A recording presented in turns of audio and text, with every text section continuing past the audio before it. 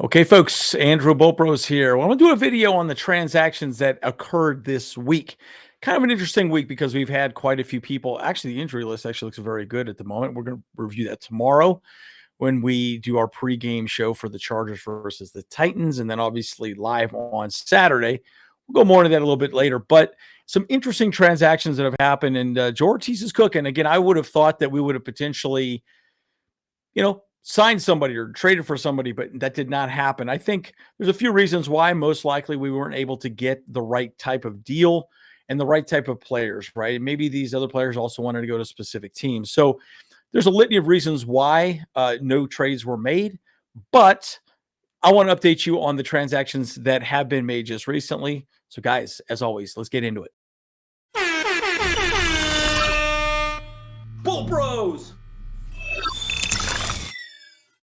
Okay, folks, as always, like and subscribe if you do enjoy the content. I'm Andrew Bopros. So Joe Ortiz, hasn't made a ton of moves this week, but some of these moves are somewhat relevant, and it does bring back the conversation with injured players. I'm also going to discuss the injured reserve list, why that list keeps stacking, my general thoughts as to why there's so many people on that list that actually might stay on the list the rest of the season for various reasons, but we'll talk more about that as well, too. But Joe Ortiz definitely has done a great job of moving people in and out, and I want to keep you guys at least updated on who is there, who is moving, and where people stand moving forward. But let's go into some of the players. I'm going to talk about it by position group and why it matters and what they did to backfill that position, in my opinion, in some cases. Well, as we know, Simi Fehoko was just placed on the injured reserve list, and it's unfortunate. We don't really know the specifics of it, but it looks like some sort of arm injury. If you do know, leave a comment down below. Personally, I really like Simi Fehoko. I think he's absolutely amazing. And, the one thing about Simi Fehoko, I think, he's not the best, most productive wide receiver, but he does a great job of blocking and being open when he needs to be, right? Now, the one thing I will say about Simi specifically, and I said this even in the preseason, he's such a good blocking wide receiver. If you could just add a little more weight to his body, convert him to a tight end. I mean, it would be a great transition for him potentially. So, who knows what happens in the offseason with him specifically. And again, I'm not quite sure how bad this injury is, but it did not look good during the game. So at any rate, if you know specifically, let me know. So interesting, sad that he's going to be off the field, but let's see the next move. Well, the next move is we did sign Jalen Reagor to the team. So he will now be he will actually have a contract to be on the team. So he will be there moving forward. Now, I do like the fact that he's there. And again, I see a lot of people's comments. This guy sucks. He's horrible. Look, the man has speed. This young man has plenty of speed. He has all the talent, right? I mean, look at how much better Quentin Johnson has been this year alone. Even light and day difference. I mean, light and day, night and day difference. There we go. That makes more sense.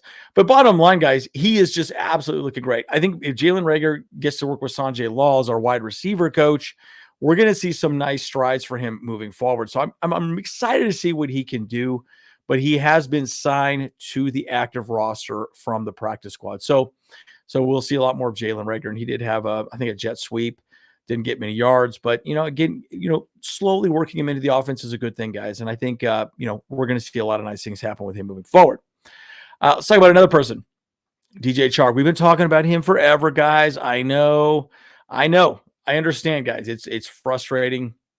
He's wanted to work his way back, but unfortunately, it's taken some time. I think it's a groin issue at this point. I think it was like a hip and a groin.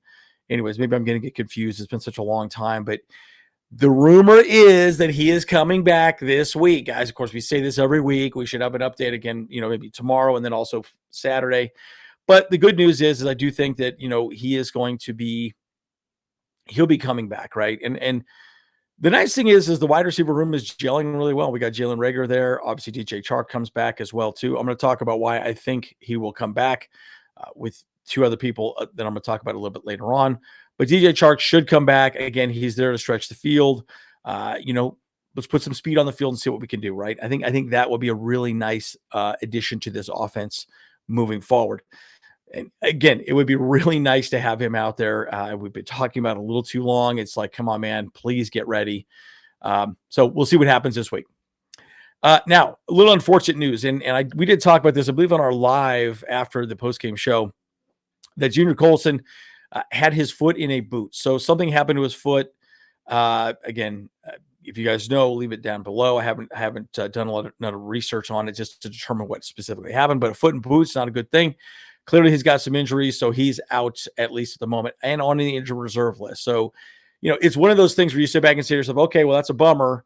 What are they going to do to backfill his position? Well, what they did was they elevated Shaq Quarterman from the practice squad to the 53-man roster. I don't know that he's I'm sorry.